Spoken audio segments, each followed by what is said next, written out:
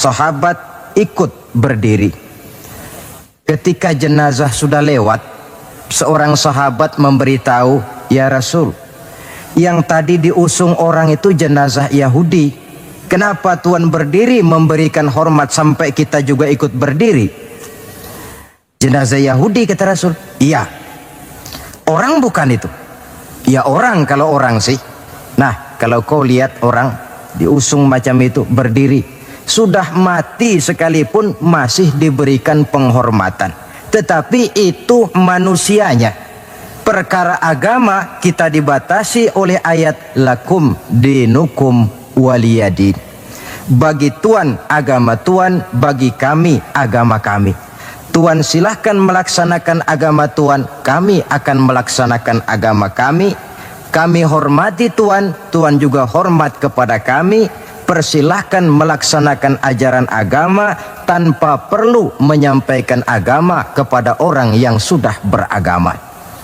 Inilah sikap yang perlu ditegakkan agar kita jangan ngambang di dalam kehidupan beragama dengan memandang semua agama sama saja, semua agama benar, yang pada akhirnya kita tidak akan punya prinsip di dalam memegang teguh ajaran agama kita. Yang kedua, dalam rangka mengimani Islam, seorang muslim harus yakin dan berpandangan bahwa Islam sebagai agamanya adalah agama untuk seluruh manusia. Kalau Nabi Nuh diutus oleh Allah cuma untuk kaumnya saja, Nabi Ibrahim pun untuk umatnya saja, Nabi Musa demikian pula, Nabi Isa pun begitu. Tetapi Nabi Muhammad SAW diutus oleh Allah Subhanahu wa Ta'ala untuk seluruh umat manusia. Kita baca dalam surah Al-Anbiya ayat 107, Allah Subhanahu wa Ta'ala menyatakan, "Wa ma arsalnaka illa rahmatan lil alamin." Kami tidak mengutus engkau wahai Muhammad melainkan untuk menjadi rahmah bagi seluruh alam. Dewasa ini saudara-saudara, kita melihat timbulnya gejala di mana orang menganggap seolah-olah agama itu barang impor. Islam katanya kiriman Arab. Buktinya Quran bahasa Arab, hadis bahasa Arab, solat menggunakan bahasa Arab. Nah, akibat timbulnya pemikiran semacam ini, mulai nampak gejala orang menghindarkan diri daripada Islam. Sebenarnya bahwa Arab sebagian besar memang Islam, itu harus kita akui. Tetapi bahwa Islam bukannya Arab, itu pun juga merupakan kenyataan. Perkara kemudian Quran menggunakan bahasa Arab tidak lain karena Rasulullah Sallallahu Alaihi Wasallam diutus oleh Allah di tengah masyarakat Arab ketika itu. Tapi ini tidak berarti bahwa Quran cuma untuk orang Arab saja. Bisa kita lihat dari bukti-bukti yang ada dalam Quran itu sendiri. Pertama, tidak ada satu ayat Quran pun yang ditujukan khusus kepada orang Arab semata-mata. Misalnya, ya ayyuhal arabiyun, hai orang-orang Arab, tidak ada. Yang banyak kita temukan itu, ya ayyuhan nas, wahai manusia. Digunakan kata yang bersifat umum. Manusia yang mana? Yang mana saja asal merasa manusia. Kalau tidak merasa manusia, tentu tidak perlu terpanggil dengan ayat ini. Lalu solat menggunakan bahasa Arab. Tentu Islam telah mengikat kita dengan akidah. Sama Allah yang kita sembah, sama arah yang kita tuju dalam menyembah, sama bacaan yang kita baca, sama bahasa yang kita gunakan. Dari persamaan-persamaan semacam itu timbul ilaqah ruhiyah, mekanisme psikis yang pada gilirannya mengikat nilai-nilai persaudaraan yang lebih erat lagi. Cobalah kalau misalnya sholat saja dibiarkan tiap orang menggunakan bahasanya sendiri-sendiri, itu di samping akan menimbulkan berbagai kesulitan, kontak batin tidak akan cepat terwujud. Taruhlah misalnya yang jadi imam menggunakan bahasa Indonesia. Dia takbir dalam bahasa Indonesia bukan dengan Allahu Akbar, barangkali dia akan baca Tuhan yang Maha Besar. Datang lagi yang jadi makmum dari Padang, lain lagi gaya bahasanya, bukan Allahu Akbar, dia akan baca Allah nan gadang. Datang pula kemudian saudara kita dari Jawa Barat, takbir lagi dia dengan bahasanya Gusti Allah anu ageng.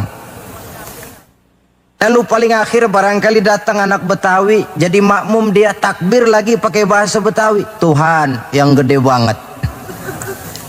Kalau cara sholat saja sudah semacam ini, mekanisme psikis itu kan tidak akan cepat terwujud.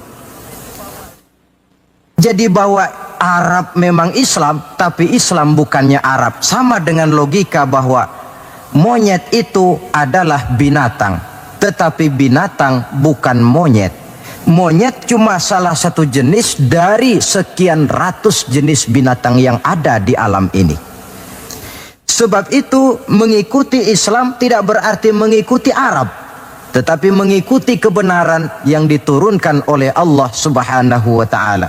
Maka seorang muslim harus yakin Islam adalah agama untuk seluruh manusia.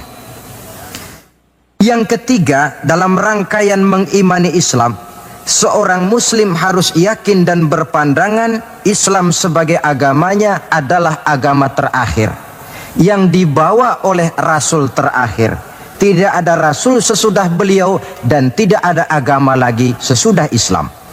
Dalam surah Al-Ahzab ayat 40 kita temukan penjelasan dari Allah Subhanahu wa ta'ala, "Ma kana Muhammadun aba ahadim min rijalikum walakin Rasulullah wa khataman nabiyyin."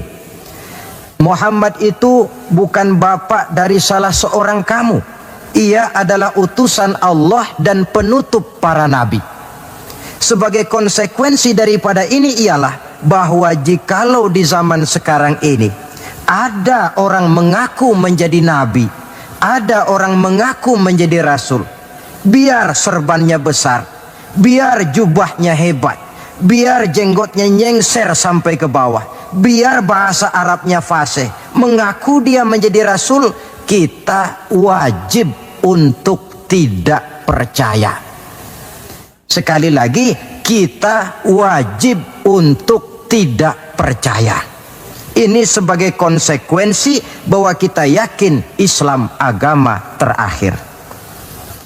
Yang keempat, dalam rangka mengimani Islam, seorang muslim harus yakin Islam sebagai agamanya adalah batas kemungkinan.